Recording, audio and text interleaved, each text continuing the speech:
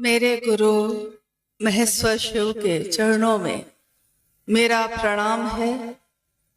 इस काल खंड के प्रथम शिव के शिष्य और हम सबों के परम आदरणीय वरेण्य गुरु भ्राता साहब श्री के चरणों में मेरा प्रणाम है। शक्ति स्वरूपा माँ नीलमानंद जी के चरणों में मेरा प्रणाम है। समस्तीपुर जिले के इस रोसड़ा प्रखंड में मैदान में उपस्थित आप सभी गुरु भाई और गुरु बहन के चरणों में मेरा प्रणाम है। इस धरती को प्रणाम है जिस जिले की धरती पे साहब और दीदी का बार बार आगमन हुआ और शिव शिष्यता की दिशा में लोग चले और हम सब भी इसी निमित्त आज यहाँ बैठे हैं। शिव गुरु महोत्सव कहीं भी हो, उसका एकमात्र उद्देश्य एक ही होता है कि हम सब ने शिव को अपना गुरु बनाया है।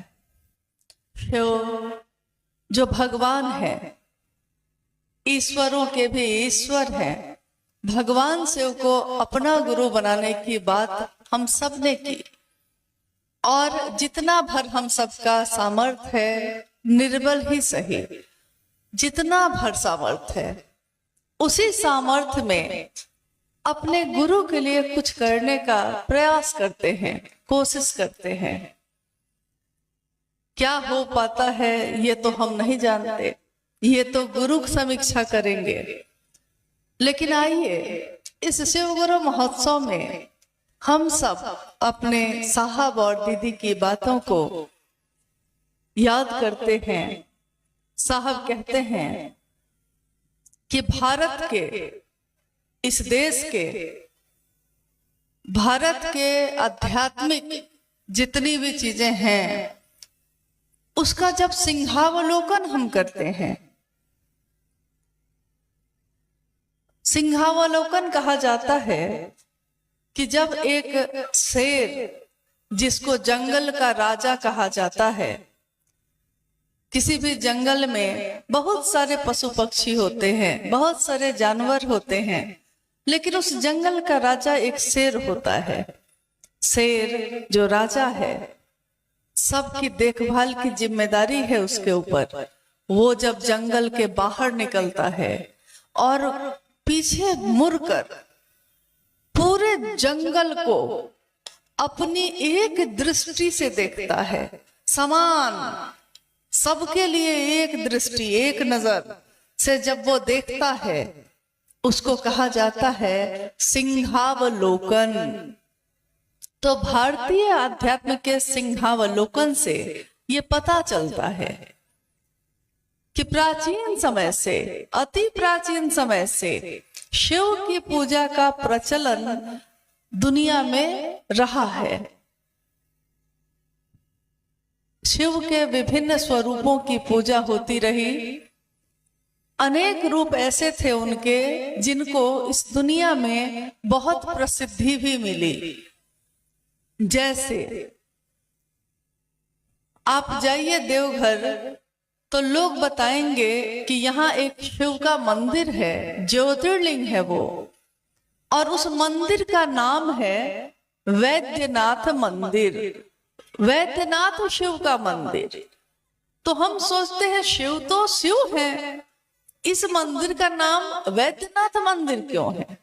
यानी जिसने भी स्थापना की उसकी जो अनुभूति होगी, उसने शिव को जैसा जाना है, उसने जाना कि वैद्य के, यानी जड़ी बूटी से, जंगल से, पत्ता से, छाल से जो दवाएं बनती रही, जो चिकित्सा होती रही, उस रास्ते में भी सर्वोच्च शिखर पे जो बैठे हैं, वैद्य के भी वैद्य, वेदों के भी वैद्य, महावैद्य, यानी वैद्यनाथ महादेव, उनकी पूजा होती रही। ज्योतिर्लिंग के रूप में प्रतिदिन काफी भीड़ होती है, प्राचीन समय से होती आई है।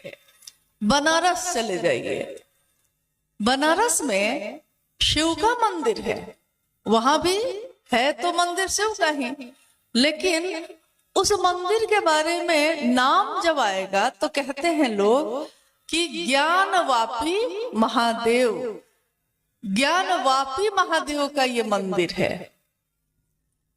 अब आप सोचेंगे कि ज्ञानवापी का क्या मतलब हुआ? महादेव तो महादेव हैं, लेकिन महादेव का एक ऐसा स्वरूप जो ज्ञान का वपन करते हैं, यानी जैसे हम लोग अपने खेत में, खेत बंजर हो तो उसकी कोराई करके धान के, गेहूं के पौधे, बिचरे छोटे छोटे पौधे लगाते हैं, वैसे ही कहा जाता है शिव जन के, जीव के चेतना में ज्ञान का वपन करते हैं, ज्ञान का बिया रोपते हैं। इसीलिए उनका एक नाम, एक स्वरूप ज्ञानवापी महादेव का भी है। उज्जैन चले जाइए, वहां शिव का ही मंदिर है, लेकिन उसका क्या नाम है? उसको लोग कहते हैं महाकाल महादेव। महाकाल यानी काल से भी परे, सबको काल के अंदर है, हम भी, आप भी, दुनिया का कण कण समय के अधीन है, काल के अंदर आता है।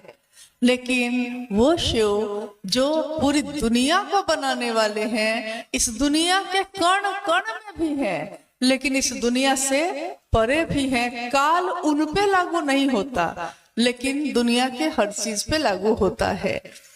काल पे भी जिसका नियंत्रक है, सिर्फ नियंत्रक नहीं, महानियंत्रक है। काल जिससे डरता है, काल भी जिसके अंदर में है। महादेव का एक स्वरूप महाकाल का, उसकी भी पूजा हुई। लोग के बारे में आपने देखा होगा कि जब कभी हमारे घर में, या प्राचीन समय से ऐसा होता आया है कि घर में कोई कष्ट हो गया, कोई बहुत बीमार हो गया है, आप ज्योतिष के पास गए, आप पंडित जी के पास गए, सबने कहा कि अब कोई उपाय नहीं है, हर जगह से हार गए हैं, तो एक रास्ता बचा हुआ है, आइए उस रास्ते पे चल के किसकी पूजा करेंगे? तो वो बताते हैं कि महामृत्युंजय की पूजा करिए। अब महामृत्युंजय की पूजा हो रही है, शिव ही है, वो है तो महादेव ही ना, लेकिन शिव के इस रूप की पूजा हो रही है। यानी महादेव की पूजा का प्रचलन तो अनंत समय से है, अति प्राचीन समय से है, लेकिन शिव के दानदाता स्वरूप से लोग जुड़कर तो प्राप्त करते रहे, शिव के ज्ञानदाता स्वरूप से वो न जाने क्यों नहीं जुड़े, बहुत कम जुड़ाव, बहुत कम। दानदाता स्वरूप में भगवान है, वो ज्ञानदाता स्वरूप में जगत गुरु हैं। जिस तरह शिव के अनेक रूपों की पूजा होती आई, उसी महादेव का एक स्वरूप है जगत गुरु का। कुर्सी अलग अलग है, सत्ता तो एक ही है। जगत गुरु शिव, आदि गुरु शिव, विश्व गुरु शिव, यानी शिव से ऊपर अब कोई नहीं। जितने भी गुरु हैं इस धरती पे, अगर शिव गुरु ना हो तो धरती का एक भी आदमी उसमें गुरु का अंश नहीं हो सकता।